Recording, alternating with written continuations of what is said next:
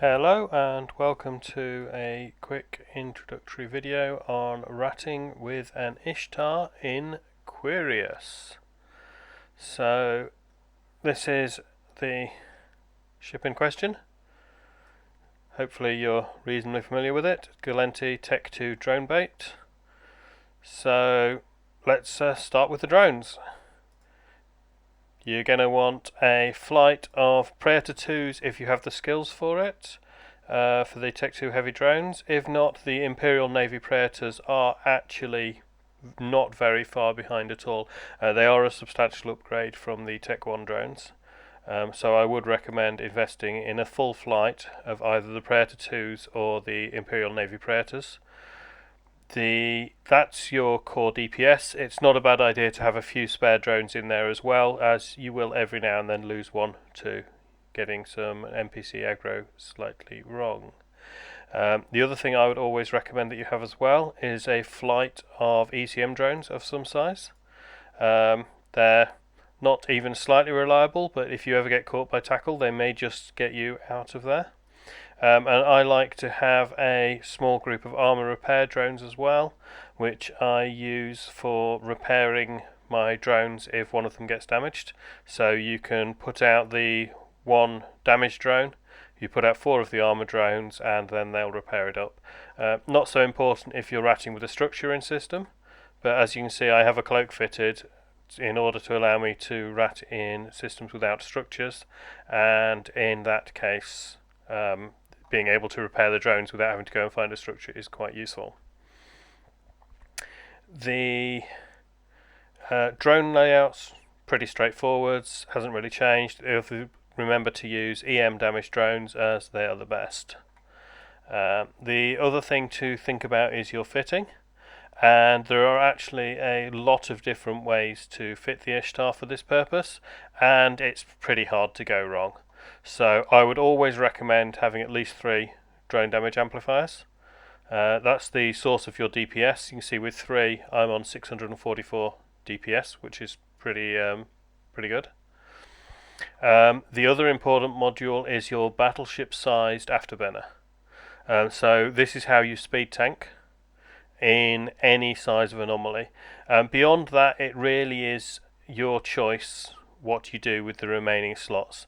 So I've got a little bit of extra tank in the rigs, and I've got something to boost the speed on my drones. I've got a sensor booster to compensate for the warp stabilizer, which I use just as a little bit of a safety insurance. It does actually save you if a NPC frigate, single to frigate tackles you, saves you if a single enemy tackles you when you're moving between systems, or if they manage to catch you, you're not paying attention in an anomaly. You don't need a lot of tank. As you can see here, my only real tank is this single medium armor repairer.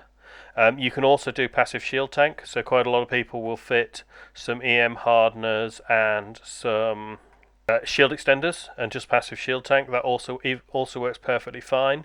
It is a little bit weaker against Blood Raiders than against, for example, Guristas, because it is EM damage coming in, so you do need to harden that shield resistance.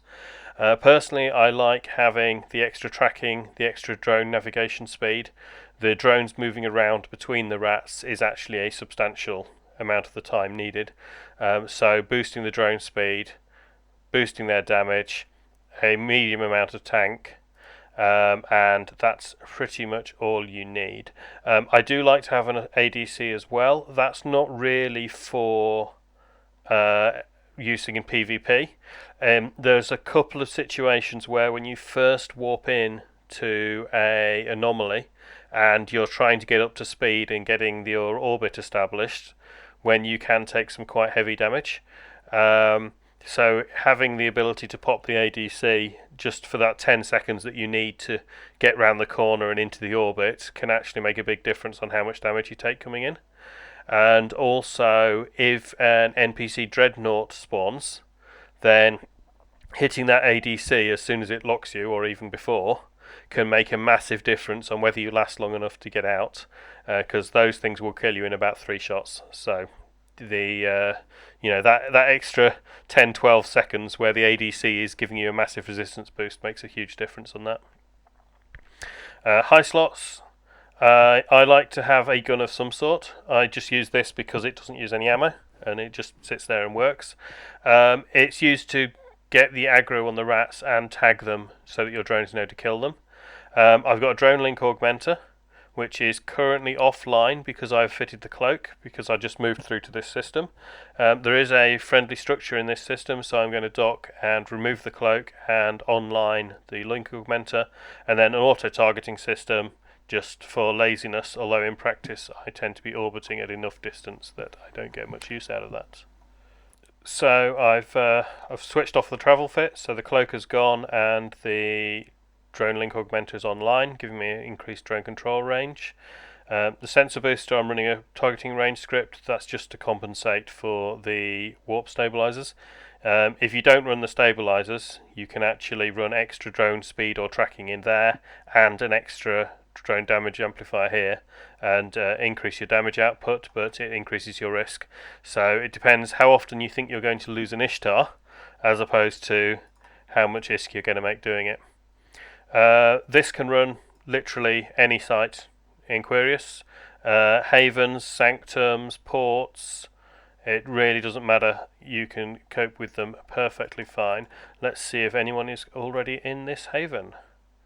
So I'm warping in at range. I normally just warp in at 50, and I have my default orbit distance set to 55 kilometers. Again, you can vary that. I tend to be running multiple Ishtars and quite AFK, so I prefer to have the slightly longer range and that extra bit of safety, which means I don't need to be looking after it all the time. So this is one of the hardest sites. This is the the haven that has a guard sentry in it. So I'm launching my drones as quickly as I can whilst I'm getting up to speed, and I'm locking these two towers, and I'm going to take these two towers down first. The reason for that is they are actually the only thing that manages to track you once you get up to speed. You can see my shield's dropping fairly fast. That's to be expected, and you'll also notice that I'm currently moving away from the rats and starting to turn in. So this is the point at which I'm taking quite a lot of incoming damage. Pop the ADC, and that will mean that my tank will comfortably hold for long enough to get round this corner and get into my established orbit. Once my orbit's established, the only thing that's hitting me is this guard sentry, so make sure my drones are killing that. Even without those dead, the tank will comfortably hold. I'm not cap stable. You can build the Ishtar to be cap stable. As I said, you can really play around with this FID as much as you like. So a couple of cap rechargers in the mids or the lows, depending on where you put your tank, and you can be cap stable, but you really don't need to be.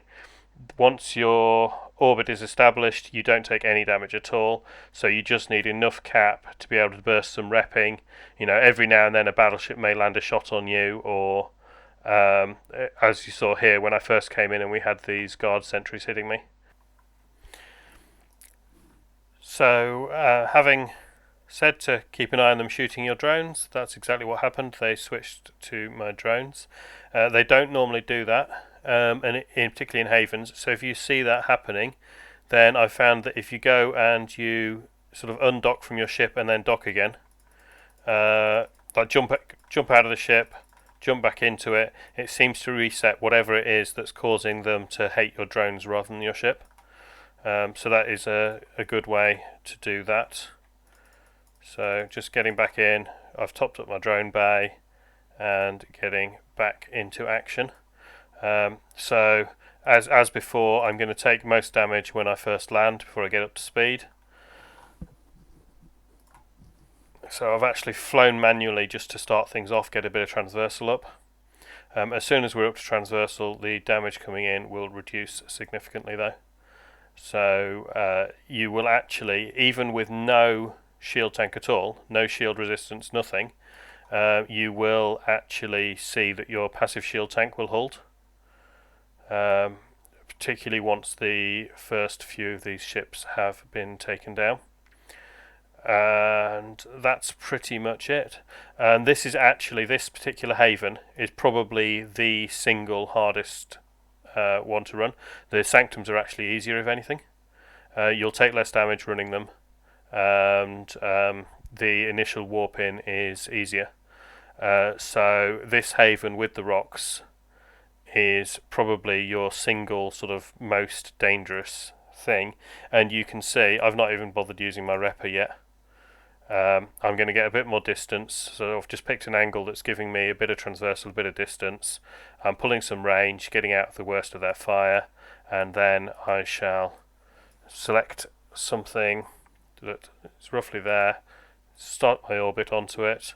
So I'm going to lose a bit of speed, but I've pulled enough range that that should be fine. Pulls the Repper, and that's it. From here I can almost AFK the whole site. So the only thing that does need some manual intervention is, if you look at the rats, you'll see these are all red boxing me. They've actually fired at me aggressively, so the drones know to kill them. These two that are yellow boxing, it's possible that they shot me earlier, in which case the drones will know, but if not, they may not know.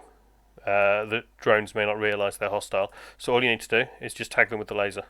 So literally all I do is F1, F1, one shot at each with the laser. It's going to miss, it's got like a 7-kilometre range, but that's not the point. The point is that that shot is enough to tell my drones that that is an unfriendly and that they should kill it.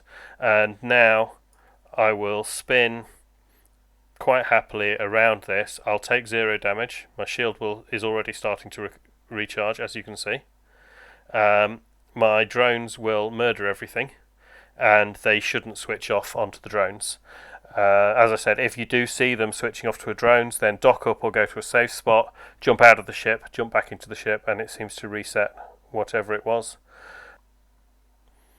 So with Havens, it's normally when you kill the last of a certain type, usually the cruisers, that the next wave spawns, but that really doesn't matter. When we're speed tanking like this, you could have every wave in there and they would all still be missing you.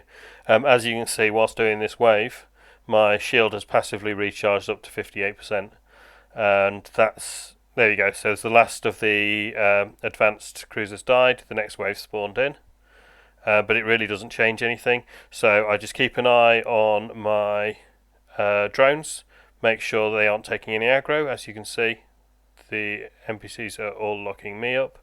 I'm taking a little bit of damage there, I've taken a hit, but you'll see it's just not significant. I mean, this is an armour tank ship and I'm passively shield tanking with absolutely 0 tank modules other than my speed, and it really is that simple.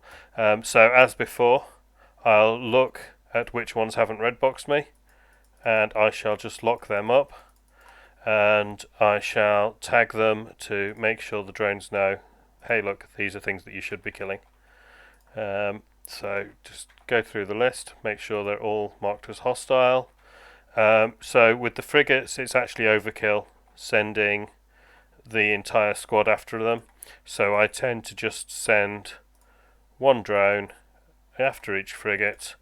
With the navigation and tracking and such like that my drones have got, they will easily catch up with those frigates, and as you can see, the first hit from even a single drone taking out most of their shield. So the tracking link and the navigation's all helping there. I mean, I've taken another hit on my shield. Looks scary until you remember I'm still shield tanked. So yeah, it's really is that simple. So my drones are going to finish off these frigates and then they're going to go back to running around.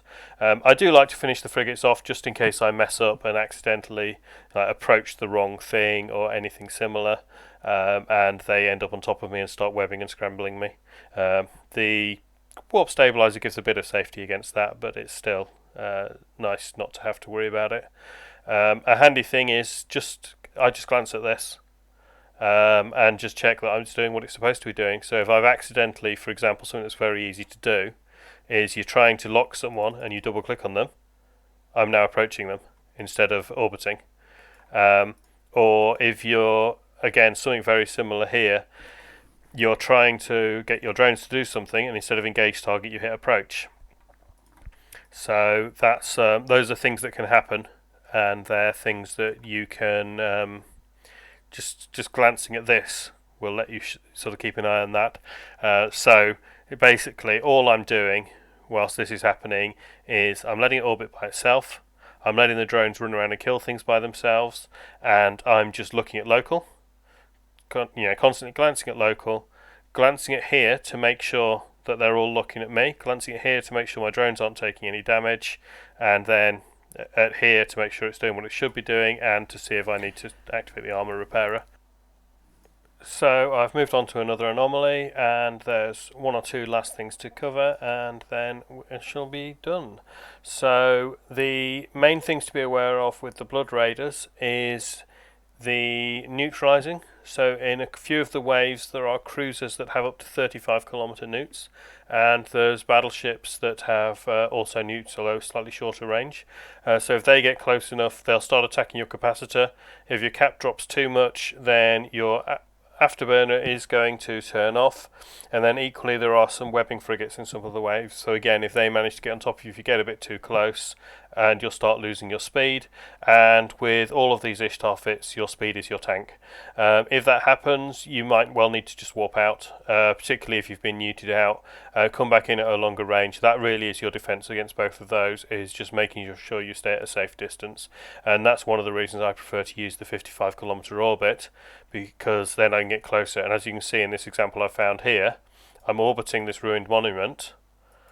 These have all spawned on my side of the ruined monument, but because I'm using that longer range orbit, I'm still a reasonably safe distance from them. If they did start neuting me, again I would do a bit of manual piloting, move a bit further away. If necessary, I'd warp out and warp back in. Speaking of warping back in, if a hostile comes into the system, my process is really quite simple. So the first thing is my safe spot, so you can align to a safe or a friendly structure aligned to it. Now with this battleship sized afterburner, oh there we go, live example. With this battleship sized afterburner you will align very slowly. So you turn the afterburner off so that you can get the align in. I've used the hotkey to get my drones recalling, and then I'm keeping that align going, and I'm ready to warp out as soon as a hostile appears in this anomaly with me. As soon as my drones are back, it's now safe to warp out, and we have successfully evaded the Make Eve Great Again forces, who are coming in to potentially try and kill me. So I promise I didn't arrange for that, they just decided to come in at the exact opportune moment. So thank you for listening to this. I hope you found it useful, and it will give you the confidence to get in the Ishtar, which really is a great ratting ship for Querious. It gives you everything you need. So thank you again, and good luck.